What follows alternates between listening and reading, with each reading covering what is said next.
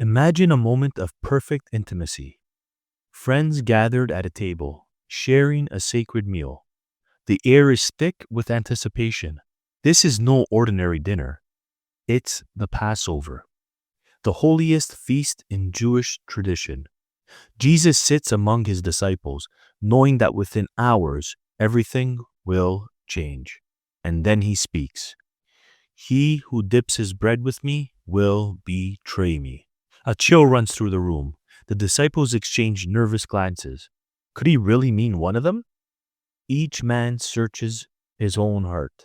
This one moment, often read as a simple prediction, carries layers of meaning that most miss. But when we peel back the cultural and scriptural depth behind it, what emerges is one of the most heartbreaking and profound moments in all of Scripture.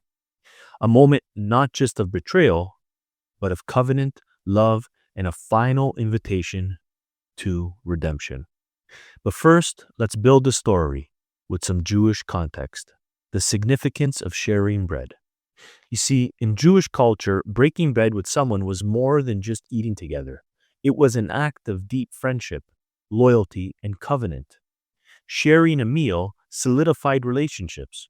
Psalm chapter 41 foreshadows this moment. It says, "Even my close friend, someone I trusted, one who shared my bread, has turned against me." Jesus is not merely predicting his betrayal, he is referencing this psalm, highlighting the deep pain of being betrayed not by an enemy, but by a friend. In the ancient world, eating from the same dish was an act of unity, making Judas's decision even more tragic. Think about it. How many times have we shared meals with loved ones, built trust, and then felt the sting of betrayal? This is not just a story of ancient times, it is a deeply human experience that transcends history. The Passover Seder symbolism. Now, this wasn't just any meal, it was the Passover Seder. And in this meal, the dipping of bread was deeply symbolic. Let me explain. There were the bitter herbs, or the maror, representing the bitterness of slavery and suffering.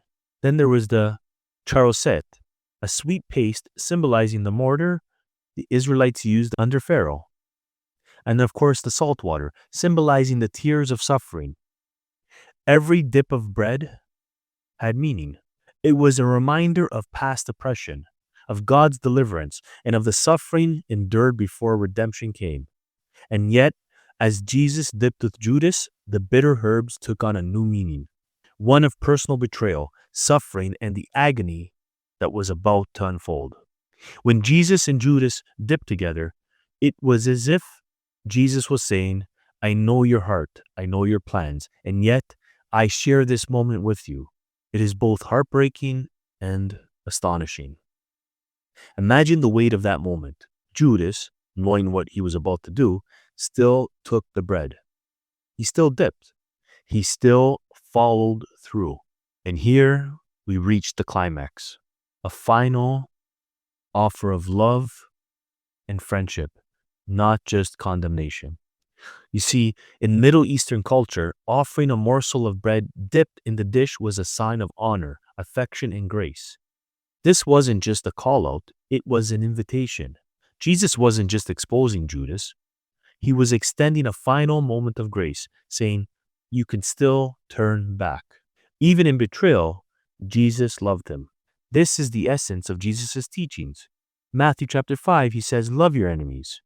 Matthew chapter 18, he says, "Forgive 70 times 7. Judas, however, takes the bread and leaves. He walks away from the greatest offer of love he will ever receive. But what if he hadn't? What if, in that moment, he had fallen to his knees, confessed his intentions, and sought forgiveness? Would Jesus have accepted him back? Absolutely. That's the power of grace. But Judas had made his choice. We often focus on Judas, but what about the other disciples? As they sat there, hearing Jesus' words, each of them asked, "Is it I, Lord?" This reveals something crucial. They all knew they were capable of betrayal. They all understood the weakness that lurked in their hearts. How many times have we denied Christ, not with words, but with actions? How many times have we chosen self-interest over loyalty? This moment calls us to reflect not just on Judas, but on ourselves. The aftermath, the tragic echo of covenant betrayal. Sharing a meal was a sacred act, often sealing covenants. By betraying Jesus after dipping bread with him, Judas was breaking more than trust. He was violating sacred hospitality in covenant fellowship. Exodus chapter 24 speaks of leaders eating in God's presence as a sign of covenant peace. Yet here, Judas eats in the presence of the Messiah and then walks away. To betray someone after sharing bread was one of the deepest acts of treachery in Jewish thought. It was not just a betrayal of friendship, it was a rejection of covenant. Jesus was offering more than a meal. He was offering a relationship, a belonging, and the redemption. But all this had a prophetic fulfillment. You see, Jesus is fulfilling the prophecies of Isaiah chapter 53, the suffering servant, and Psalm chapter 55. It says, "If an enemy were insulting me, I could endure it. But it is you, a man like myself, my companion, my close friend, with whom I once enjoyed sweet fellowship." This betrayal is not just personal, it's prophetic. It is a moment woven into God's redemptive plan. It had to happen, yet it didn't have to be Judas. The offer of redemption was there, but he refused it. So what does this all mean for us? This moment at the table is not just about Judas, it's about all of us. Who among us has betrayed trust? Who hasn't doubted their faithfulness? Who hasn't shared a moment of closeness only to later hurt someone they love? Jesus' words were not just exposing one man's sin. They were a mirror for all who were listening, both then and now. And yet, in the midst of betrayal, Jesus remained faithful. He did not retract his love. He did not take back the bread. Even in the face of ultimate rejection, his grace remained. This is the heart of the gospel, that even in our worst moments, Jesus still offers the bread. He still extends the invitation. The question is, will we accept it? Or will we, like Judas, walk away? Let me know what you think in the comments below.